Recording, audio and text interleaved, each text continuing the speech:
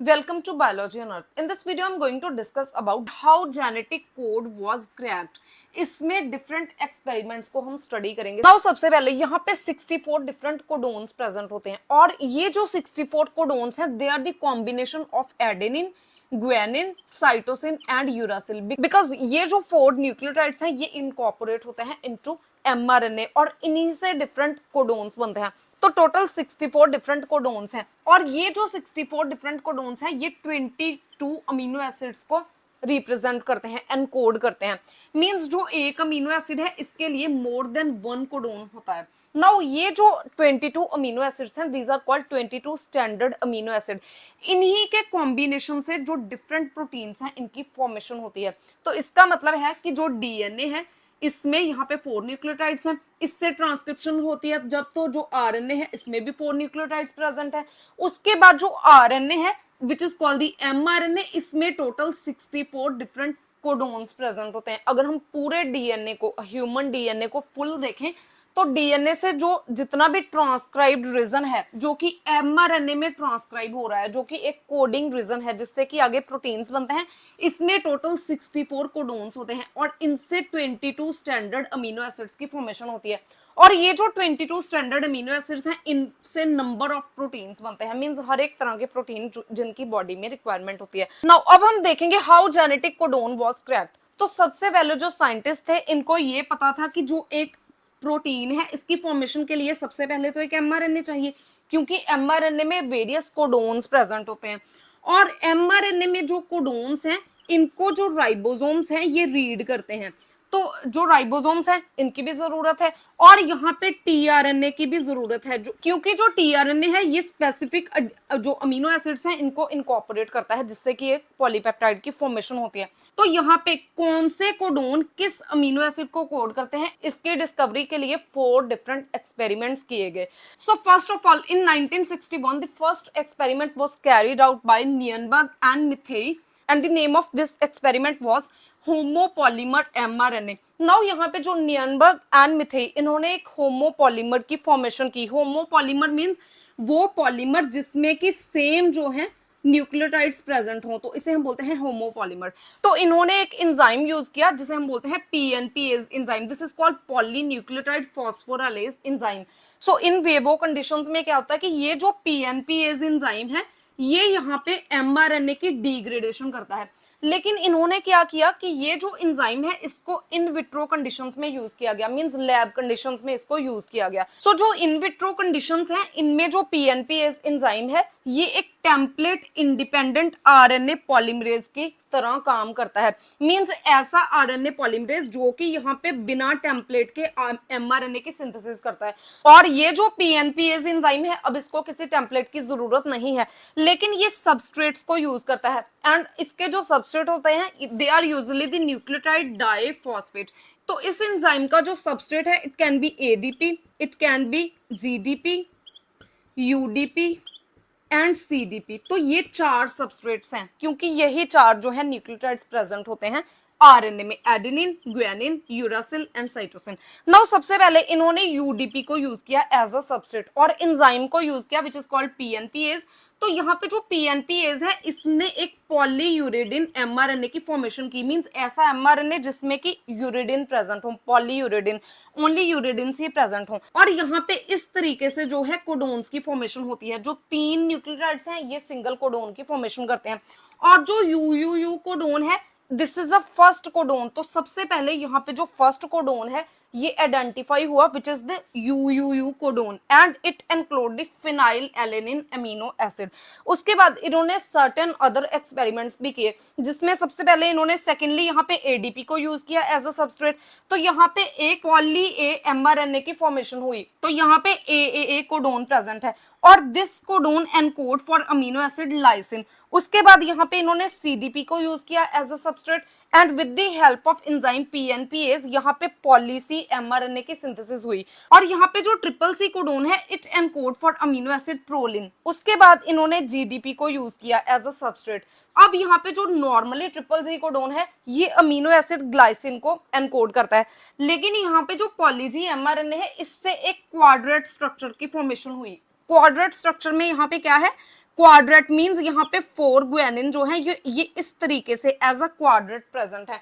तो नाउ यहाँ पे एक टेट्रामर की फॉर्मेशन हो रही है और ये जो टेट्रामर है ये इस तरीके से प्रेजेंट है, इसके साथ राइबोसोम्स बाइंड नहीं कर सकते। तो यहाँ पे अगर राइबोसोम बाइंड नहीं करेंगे कोई भी पॉलीपेप्टाइड की फॉर्मेशन नहीं हुई। तो जो फर्स्ट वाला ये एक्सपेरिमेंट है इससे ये नहीं पता चला कि जो ट्रिपल जी कोडोन है ये कौन से अमीनो एसिड को कोड करता है। Now this is a second experiment perform by Nirenberg and Matthaei and name of experiment is synthesis of mixed copolymer. तो यहाँ पे जो नियनबर्ग एंड मिथेई थे इन्होंने यहाँ पे same enzyme which is called PNPase इसको अब इन्होंने यूज किया, लेकिन पहले एक्सपेरिमेंट में जिसमें ये होमोपॉलीमर की कंस्ट्रक्शन करते थे वहां पे ये सिंगल सबस्ट्रेट को यूज करते थे, जो कि ADP भी हो सकता था, GDP भी हो सकता था, या फिर कोई भी न्यूक्लियोटाइड डाइफॉस्फेट। लेकिन यहाँ पे इन्होंने किया कि 2 सबस्ट्रेट्स को यूज किया which can be a ADP and CDP। तो यहाँ पे जब 2 सबस्ट्रेट को यूज किया गया तो एक मिक्स्ड कोपॉलीमर की फॉर्मेशन हुई जिसमें कि एडेनिन एंड साइटोसिन दोनों प्रेजेंट हैं। तो इसे हम बोलते हैं मिक्स्ड कोपॉलीमर। तो with the help of enzyme PNPase यहाँ पे मिक्स्ड राइबोन्यूक्लियोटाइड डाइफॉस्फेट्स को यूज किया गया जिससे कि एक मिक्स्ड कोपॉलीमर की फॉर्मेशन हुई। और इस एक्सपेरिमेंट के साथ पता चलता है frequency of each particular codon in this mixed copolymer. So इस एक्सपेरिमेंट में अगर यहाँ पे जो हम सबस्ट्रेट यूज कर रहे हैं, अगर हम इस सबस्ट्रेट की प्रोपोर्शन पता है कि हम कितने अमाउंट में सबस्ट्रेट यूज कर रहे हैं, तो इससे हम ये कैलकुलेट कर सकते हैं कि जो एक कोपॉलीमर बन रहा है इसमें जो एक पर्टिकुलर कोडोन है इसकी क्या फ्रीक्वेंसी है। मींस हाउ मच टाइम एक पर्टिकुलर कोडोन जो है ये कोपॉलीमर में विच इज कॉल्ड मिक्स्ड कोपॉलीमर, इसमें एक पर्टिकुलर कोडोन कितने फ्रीक्वेंटली आएगा। तो इन विट्रो कंडीशंस में इन्होंने एक टेस्ट ट्यूब में एक ADP को यूज किया, मींस ADP की प्रोपोर्शन 1 है, और यहाँ पे 5 CDPs को यूज किया। तो 1:5 प्रोपोर्शन में यहाँ पे ADP एंड CDP को यूज किया गया। तो जब इस प्रोपोर्शन में यहाँ पे 2 सबस्ट्रेट्स को यूज किया गया तो इस तरह से डिफरेंट कॉम्बिनेशंस में यहाँ पे कोडोन्स की फॉर्मेशन होती है। कुछ बहुत फ्यू कोडोन्स हैं जिसमें कि AAA सीक्वेंस प्रेजेंट होता है, मींस ऐसे कोडोन जिनमें कि तीनों एडेनिन ही प्रेजेंट हो। तो यहाँ पे एडेनिन जो है इसकी फ्रीक्वेंसी क्या है। अब यहाँ पे जो सोल्यूशन है इसमें सिंगल ADP है और 5 CDPs हैं, मींस टोटल यहाँ पे 6 सबस्ट्रेट्स प्रेजेंट हैं। तो 6 से जो सिंगल है ये एडेनिन है, तो एडेनिन की फ्रीक्वेंसी है 1/6। और अगर हम साइटोसिन की बात करें तो ये टोटल 6 सबस्ट्रेट्स प्रेजेंट है और इनमें से 5 जो है ये CDP प्रेजेंट है। तो जो साइटोसिन है इसकी फ्रीक्वेंसी है 5/6। नाउ यहाँ पे जो एडेनिन है, अब यहाँ पे तीनों एडेनिन ही प्रेजेंट है, तो इसकी फ्रीक्वेंसी को हम कैसे कैलकुलेट करेंगे। अब जो एडेनिन है इसकी फ्रीक्वेंसी है 1/6 और 1/6 रेज टू पावर 3, क्योंकि 3 एडेनिन प्रेजेंट है तो इसका 6 मल्टीप्लाई 6 इज इक्वल टू 216 और इसकी रेशो है 1/216। मींस अगर यहाँ पे 216 कोडोन्स प्रेजेंट हैं तो इनमें सिंगल जो है इसमें AAA कोडोन आएगा। ज्यादातर अमाउंट में जो कोडोन्स बनेंगे ये CCC के साथ बनेंगे, क्योंकि यहाँ पे ज्यादा अमाउंट में साइटिडिन प्रेजेंट है और ऐसे न्यूक्लियोटाइड्स प्रेजेंट है which are called the CDP nucleotides. यहाँ पे तीनों साइटोसिन प्रेजेंट है और साइटोसिन की फ्रीक्वेंसी है 5:6। तो 5:6 raise to power 3 means 5 multiply 5 multiply 5, 3 times 5 and 3 times 6। तो इसकी यहाँ पे फ्रीक्वेंसी आएगी 125/216। मींस अगर यहाँ पे 216 कोडोन है तो इनमें से 125 जो कोडोन्स हैं ये CCC कोडोन्स होंगे। अगर हम इसको डिवाइड करें तो 57/9% ऑफ टोटल जो कोडोन्स हैं ये CCC के साथ होंगे। अब कुछ ऐसे कॉम्बिनेशन में कोडोन्स बनेंगे जिसमें कि 2 cytosine and single adenine present होगा, और ये किसी भी कॉम्बिनेशन में इन 3 पॉसिबल कॉम्बिनेशंस में ये कोडोन्स की फॉर्मेशन हो सकती है। अब इन तीनों में यहाँ पे 2 साइटोसिन प्रेजेंट है, साइटोसिन की फ्रीक्वेंसी है 5:6 और जो सिंगल एडेनिन प्रेजेंट है इसकी फ्रीक्वेंसी है 1:6। और अगर हम इसको कैलकुलेट करें तो यहाँ पे अगर 126 कोडोन है तो इनमें से 25 जो है कोडोन इनमें 2 cytosine and single adenine present होगा, और जो कोडोन्स हैं ये इनमें से कोई भी कॉम्बिनेशन में हो सकते हैं। तो यहाँ पे अगर हम इसको कैलकुलेट करें तो 11.6% of codons are containing 2 cytosine residues. उसके बाद अगर हम थर्ड पॉसिबिलिटी देखें तो यहाँ पे 2 एडेनिन प्रेजेंट होंगे और सिंगल साइटोसिन प्रेजेंट होगा, और ये जो कोडोन है ये इन 3 पॉसिबल कॉम्बिनेशंस में हो सकता है। नाउ यहाँ पे 2 एडेनिन प्रेजेंट है, एडेनिन की फ्रीक्वेंसी है 1/6 जो कि यहाँ पे हमने कैलकुलेट की, तो अगर हम इसका स्क्वायर करें तो 1/6 ही आएगा, और सिंगल यहाँ पे सी प्रेजेंट है which is called the cytosine, तो इसकी फ्रीक्वेंसी 5/6 है। अगर हम इसको कैलकुलेट करें तो यहाँ पे अगर 216 कोडोन है तो इनमें से ओनली जो 5 कोडोन्स है ये यहाँ पे इनमें 2 adenine and single cytosine present होगा, तो इसकी फ्रीक्वेंसी है ओनली 2.3%। तो सो इस तरीके से ये जो एक्सपेरिमेंट है इसको यूज किया जाता है to calculate the frequency of particular codon. Now the third experiment was performed to find the genetic codon was done by Dr. Hargobind Khorana.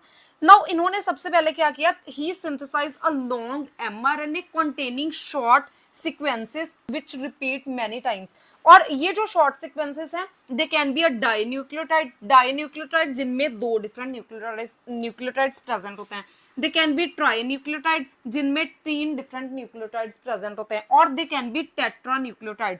सबसे पहले इन्होंने क्या किया कि जैसे फॉर एग्जांपल यहाँ पे डाइन्यूक्लियोटाइड्स को कंस्ट्रक्ट किया जो कि डीयू न्यूक्लियोटाइड्स हैं, उसके बाद इनको नंबर ऑफ टाइम्स इनको रेप्लिकेट किया गया, तो इनसे नंबर ऑफ कॉपीज बन गई इस डाइन्यूक्लियोटाइड की, एंड आफ्टर रेप्लिकेशन इन्होंने इंजाइमेटिकली इन सभी न्यूक्लियोटाइड्स को आपस में ज्वाइन कर दिया। सो इससे एक लॉन्ग ओलिगोन्यूक्लियोटाइड की फॉर्मेशन हुई। तो केमिकली जो ओलिगोन्यूक्लियोटाइड है इसको फर्स्ट टाइम कंस्ट्रक्ट किया था डॉक्टर हरगोबिंद खुराना ने। सपोज यहाँ पे एक डाइन्यूक्लियोटाइड सीक्वेंस है जिसमें कि यूरासिल एंड साइटोसिन प्रेजेंट है, तो जब इन सीक्वेंसेस को यहाँ पे ज्वाइन किया गया एंजाइमेटिकली तो इस तरीके का एक ओलिगोन्यूक्लियोटाइड कंस्ट्रक्ट हुआ।